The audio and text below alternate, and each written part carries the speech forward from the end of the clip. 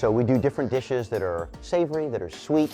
I like to tell people if it's coming from a New Orleans kitchen, even if it's bizarre, it's going to be tasty. These babies look tasty to you? Those aren't chicken strips or fried shrimp. No, sir. Those are good old-fashioned fried seasoned cicadas. And they're something of a seasonal plat du jour. Cicadas aren't usually on the menu because most of the world's cicadas don't take 13 or 17 years to develop like these and emerge by the millions. They are here and there. Our chef de cuisine here is the curator of animal collections at the Audubon Insectarium in New Orleans. He spoke to the Associated Press from the Insectarium, which features a honeybee exhibit, large ant colony, and, plenty of other insects as it's an insectarium. But unlike the fare served up at your typical food court, this is a place that actually hopes you find some bugs in your food. When you come to Audubon Insectarium, you'll get to see 50 live animal exhibits. We have a beautiful butterfly garden with hundreds of flying butterflies overlooking the river, and if you have an adventurous palate, you can sample some bugs. Yes, at the Insectarium's Bug Appetit,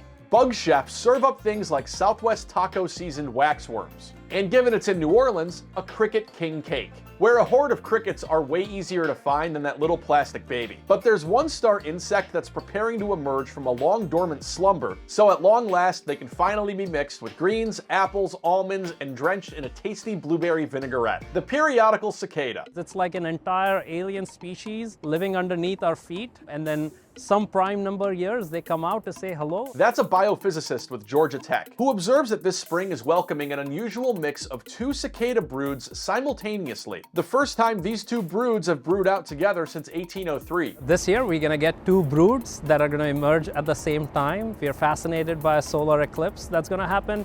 This is just like that, but multiply by 100, 1,000. We're going to get trillions of these amazing living organisms come out of the earth. They come out and they do the two best things they're known to. They'll sing at the top of their voices and they pee in the wind. And as you're walking, you'll feel this mist because there'll be hundreds of cicadas. And that's when you look up, and if you get close enough, they're actually very good camouflage artists. They're very hard to find because they're brown.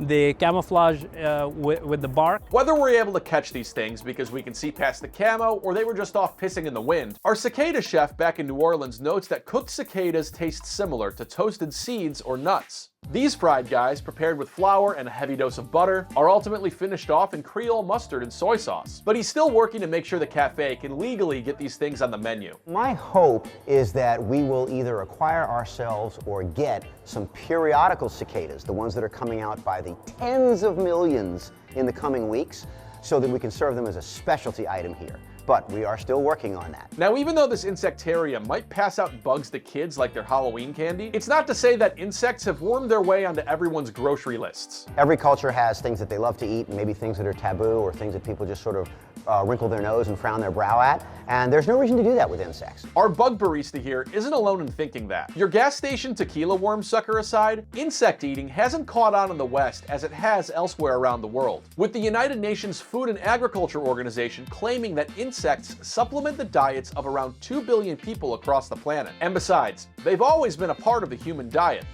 whether you like it or not. But the UN has also been urging people to eat more bugs, not because they're too cheap to hire an exterminator, but because insects are actually good for our health and the health of our planet. With this UN report stating that entomophagy, the practice of eating insects, can be highly nutritious, good for the environment, and even good for urban and rural economies. Of course, if your palate isn't adventurous enough to welcome a deep-fried cicada onto your plate, our cicada chef still seems to want people to pay respect to the creatures we deride as bugs. And I have a great interest in getting people to appreciate insects in a very broad sense. And whether that's going out in nature and observing them, conserving rare species, keeping them as pets, or anything in between. Being inspired as an artist. In case you're looking for more inspiration from the humble cicada, one recent study explored how cicadas produce strong jet streams of piss, not unlike mammals. And should you ever find yourself in their line of fire, you might not even need to change your shirt. If you don't disturb them and scare them and get your iPhone out, you can actually catch these jets that they squirt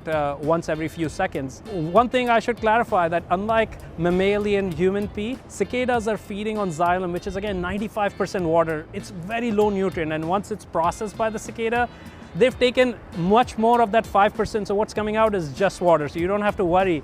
It isn't like our human pee. It's not disgusting. It's just water. With that in mind, subscribe to @TheNewsRefresh on YouTube for more intriguing news stories like this one about cicada piss, cicada snacks, and more. Enjoy your meal.